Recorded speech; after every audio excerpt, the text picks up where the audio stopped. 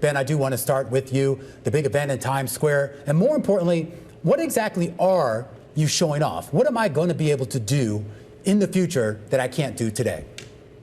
Yeah, thank you for having us.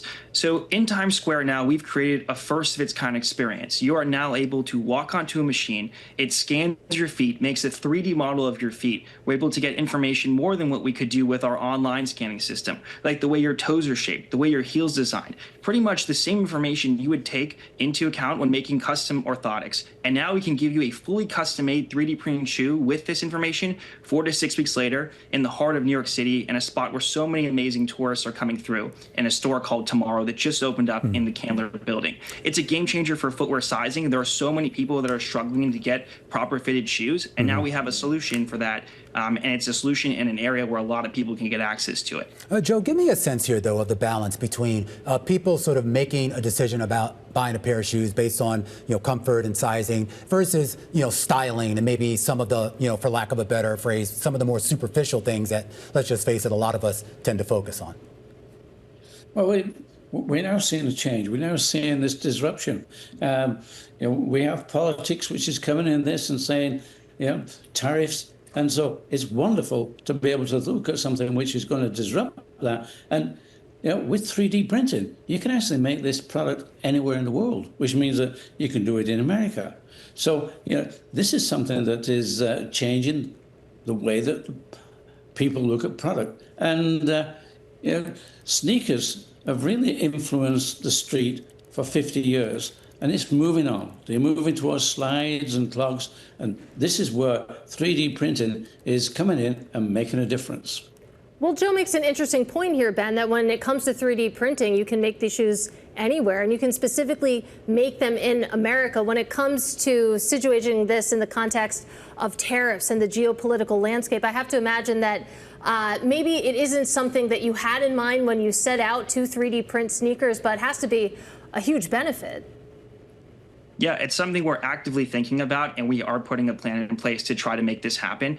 We believe that 3D printed approach for footwear is a whole different way to make an entirely 100% American-made footwear product. And, you don't have the same type of labor requirements for 3D printing. It's just a much easier process. So, we're looking at a lot of companies now, and they're trying to figure out their production. And to shift over that typical production from China or these other places to the U.S. is quite an effort. And you have to find the labor force. We get rid of one of the biggest aspects of this, which is the labor force. I mean, this is automation. You're able to just print out a shoe without anybody really involved in that, and just need to have the proper processes in place. So this production method can really be a game changer in that. And we're actively looking into how to produce in America.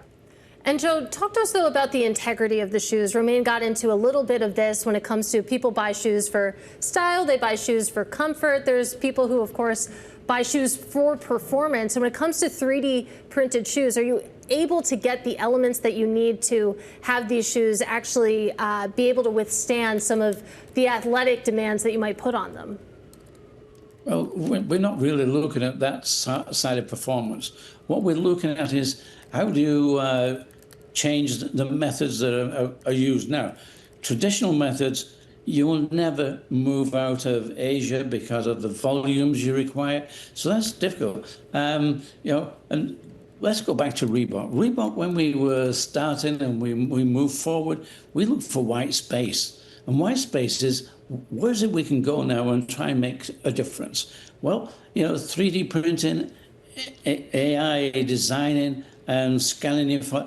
These are 3 different areas that we got to work on. We've got to develop these. Okay, 3D printing is not particularly fast at this moment, and the big companies can't really look at it because they need more volume than we do at Scintillate. But we can get the volume we need to make that difference.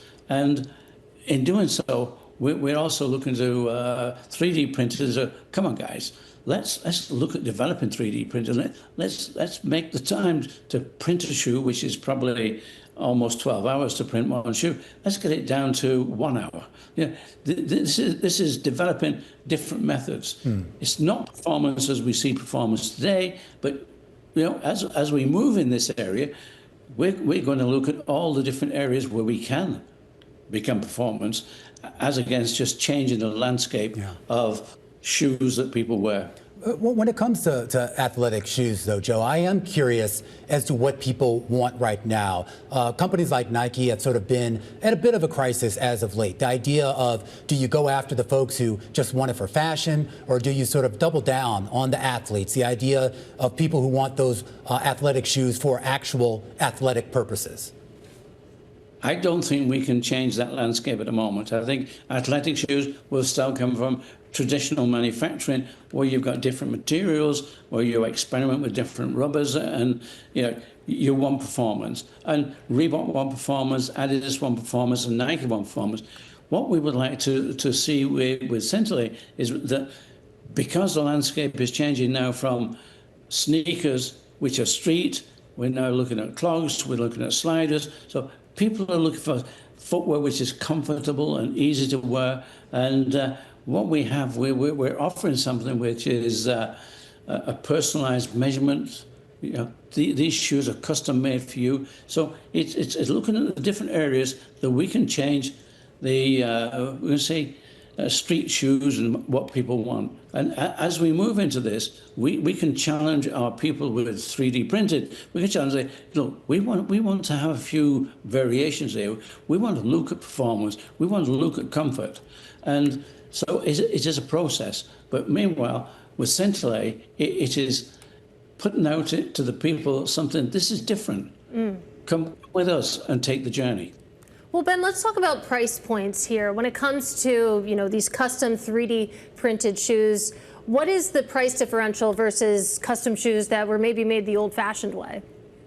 It's a great question. So we've worked really hard from our first version of our Explorer slide we launched earlier in the year. That was the first AI designed slide in the world. We worked to get that price down to produce a lot. So we're now actually able to offer, for our sneaker here, the Luminez, the most AI-generated physical product of any category, a price point of $189 for a fully custom-made shoe, one of one. So it's pretty competitive to what you would pay for a traditional sneaker, and the fit experience is really unparalleled. I went through the process many times. I've got my feet scanned in person in our spot in Times Square, and the experience of getting it done with this high-quality scanner, it's really incredible. You feel like the shoe is made for you precisely. It feels like it's like a glove-like experience with footwear, and you don't want to try anything else after that. And so we think that now making this accessible, having an accessible price point, our slide's $119. The version 1 of it was $150, is going to be a game changer.